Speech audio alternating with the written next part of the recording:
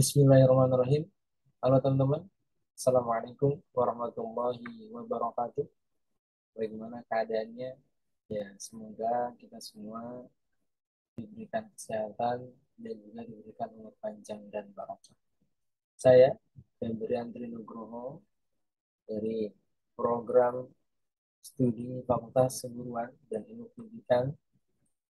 Pada kesempatan kali ini, saya akan memaparkan materi pembelajaran untuk memenuhi tugas akhir dari pelajaran pengembangan bahan ajar dan media pembelajaran 3.5,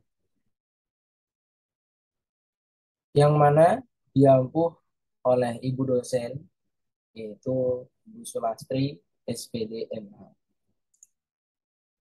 Yaitu video pembelajaran PPKN kelas 10 sekolah menengah atas kompetensi dasar 3.5.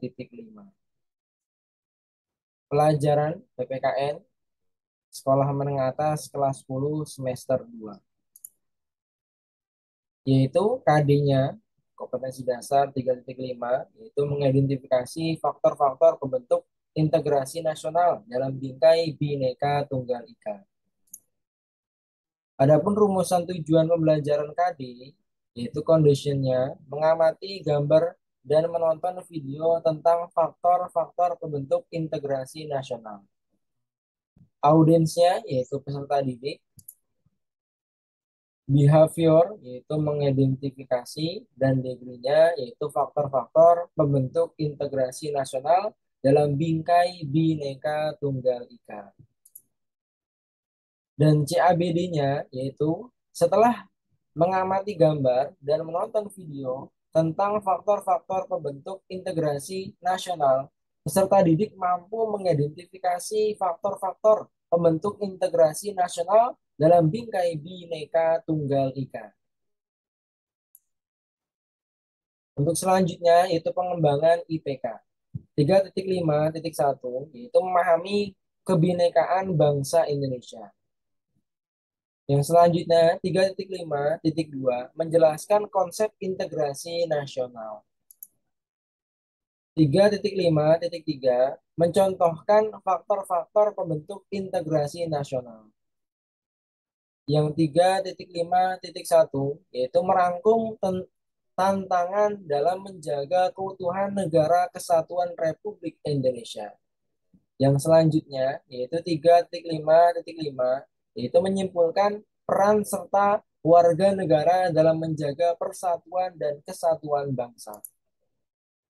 Adapun tujuan pembelajaran dari IPK yaitu 3.5.1, siswa mampu memahami kebinekaan bangsa Indonesia. Yang selanjutnya 3.5.2, siswa mampu menjelaskan konsep integrasi nasional. Yang 3.5.3 itu siswa mampu mencontohkan faktor-faktor pembentuk integrasi nasional. Yang selanjutnya 3.5.4, siswa mampu merangkum tantangan dalam menjaga keutuhan negara kesatuan Republik Indonesia. Yang selanjutnya 3.5.5 yaitu siswa mampu menyimpulkan peran serta warga negara dalam menjaga persatuan dan kesatuan bangsa. Adapun selanjutnya yaitu topik materi PPKN kelas 10 yaitu memahami kebinekaan bangsa Indonesia. Berdasarkan jurnal berjudul Kajian Analitik terhadap Semboyan Bhinneka Tunggal Ika, karya I. Nyoman Pursika menjelaskan tentang sejarah semboyan negara. Kata Bhinneka Tunggal Ika diambil dari kutipan kitab Sutasoma karangan MPU Tantular. Semboyan negara ini diambil dari bahasa Jawa kuno. Kata Bhinneka artinya beraneka ragam atau berbeda-beda. Kata tunggal artinya satu. Sedangkan ika artinya itu. Secara harfiah, Bhinneka Tunggal Ika diterjemahkan menjadi beraneka satu itu. Yang bermakna meskipun berbeda-beda, tetapi pada hakikatnya bangsa Indonesia tetap satu kesatuan. Semboyan ini dipakai sebagai gambaran Persatuan dan Kesatuan Bangsa dan Negara Kesatuan Republik Indonesia atau NKRI. Indonesia sendiri terdiri atas keberadaan ragam budaya, bahasa, ras, suku, bangsa, agama, dan kepercayaan. Fungsi mendasar Bhinneka Tunggal Ika adalah landasan persatuan dan kesatuan. Pada dasarnya, setiap kelompok memiliki kekurangan dan keunggulan masing-masing. Peran semboyan negara untuk membentuk dan menanamkan pada masyarakat tentang keberagaman sehingga tidak memicu konflik. Dan selanjutnya yaitu implementasi Bhinneka Tunggal Ika. Ada beberapa poin, yaitu yang pertama, perilaku inklusif, dan yang kedua sifat pluralistik, dan yang ketiga tidak mencari menangnya sendiri, dan yang keempat musyawarah, yang kelima rasa kasih sayang dan rela, dan yang keenam toleran. Implementasi Bhinneka Tunggal Ika itu satu, perilaku inklusif. Semboyan Bhinneka Tunggal Ika memandang dirinya sebagai individu atau kelompok masyarakat. Kelompok ini menjadi satu kesatuan dalam masyarakat luas.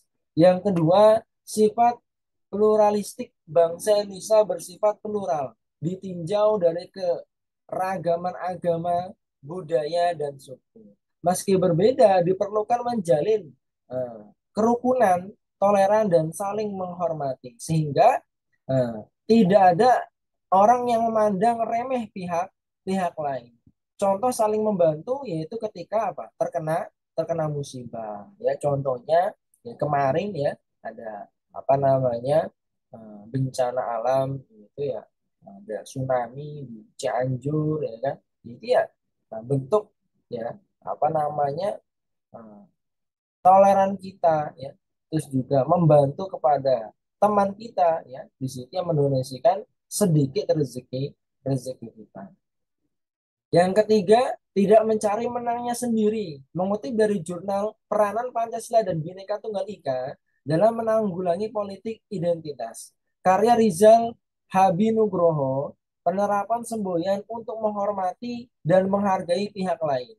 Menghargai ini bisa menerima dan memberi pendapat dalam kehidupan yang beragam. Yang keempat yaitu musyawarah. Musyawarah membentuk kesatuan dan mencapai mufakat. Dalam hal ini ada istilah common atau common denominator, yakni inti kesamaan yang dipilih untuk mencapai mufakat. Beberapa kelompok bisa menemukan solusi dari musyawarah. Ya, karena dengan adanya musyawarah, ya semua berjalan dengan baik. Seumpamanya di situ ya, nah, kok di lapangan kurang baik, ya maka ya ketika sudah menjalankan musyawarah maka akan apa namanya ada jalan terbaik karena sesuai dengan hasil hasil musyawarah. Yang kelima yaitu rasa kasih sayang dan rela berkorban Bhinneka Tunggal Ika. Perlu dilandasi rasa kasih sayang kehidupan bangsa dan negara. Tanpa kasih sayang dan rela berkorban, tanpa pamrih kesatuan tidak akan terwujud. Yang keenam, toleran dalam perbedaan. Toleran menjadi pandangan untuk menumbuhkan rasa saling menghormati, menyebar kerukunan, dan menyuburkan toleransi pada individu. Ya, kita harus menghargai ya tadi agama, ya, ras, budaya masing-masing.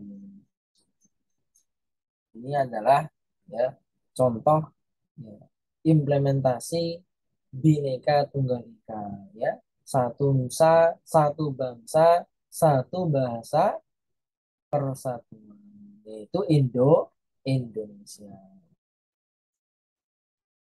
Untuk selanjutnya yaitu pengagaman dan contoh Bhinneka Tunggal Ika dalam kehidupan sehari-hari.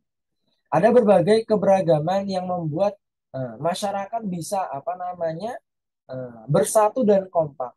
Ada berbagai macam keberagaman, yaitu yang pertama keberagaman suku dari Ensiklopedia Indonesia. Suku Bagda adalah kelompok sosial dalam sistem sosial atau kebudayaan yang memiliki garis keturunan, adat, agama, bahasa, dan sebagainya.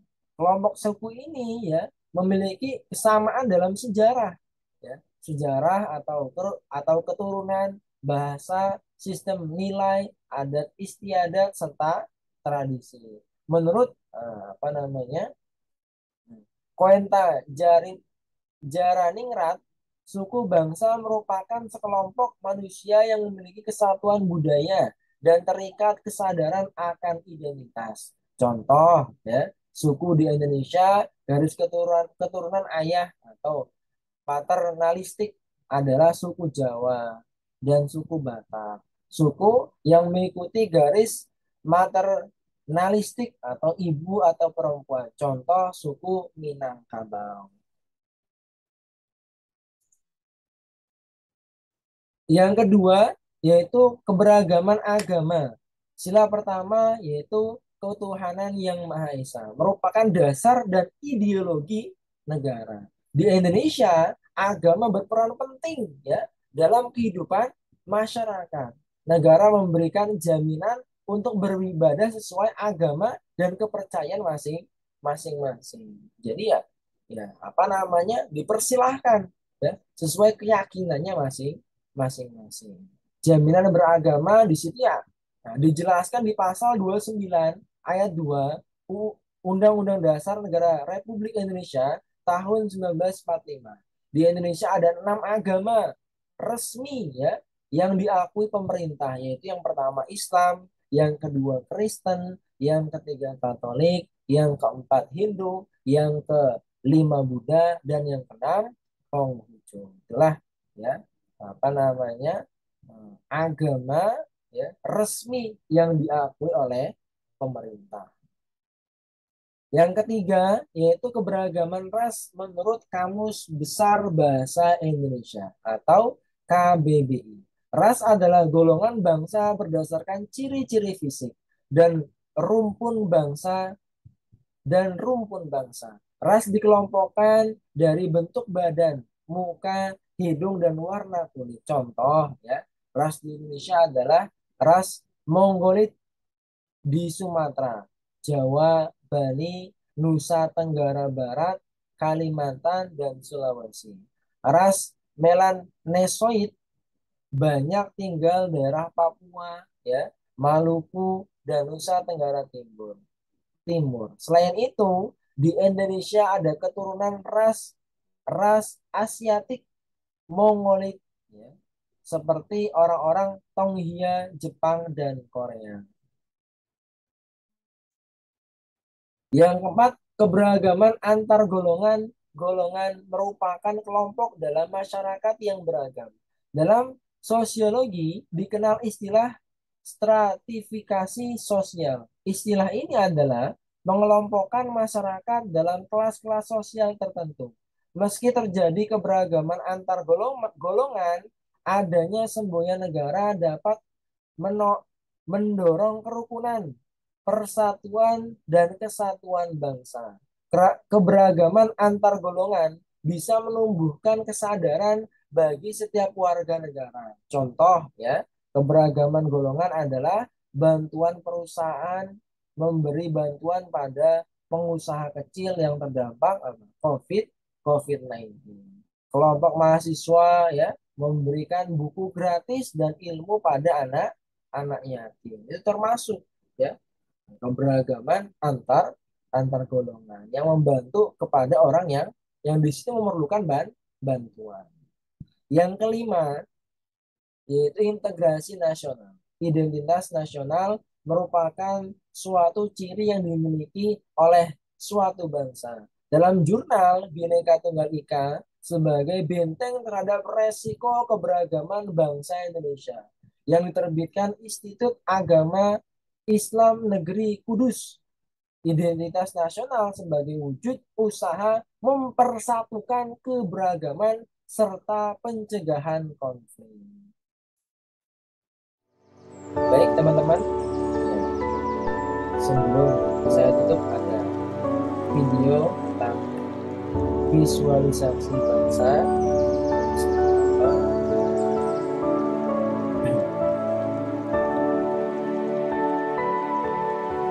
adalah biro tentang keberagaman yang ada di Indonesia.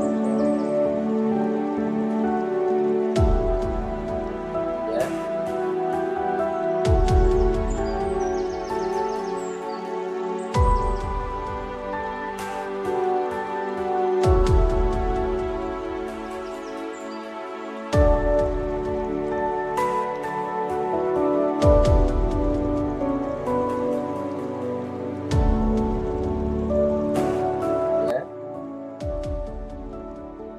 Demikian materi yang dapat saya sampaikan pada kesempatan kali ini. Ya.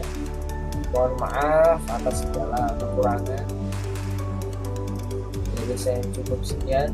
Wassalamualaikum warahmatullahi wabarakatuh.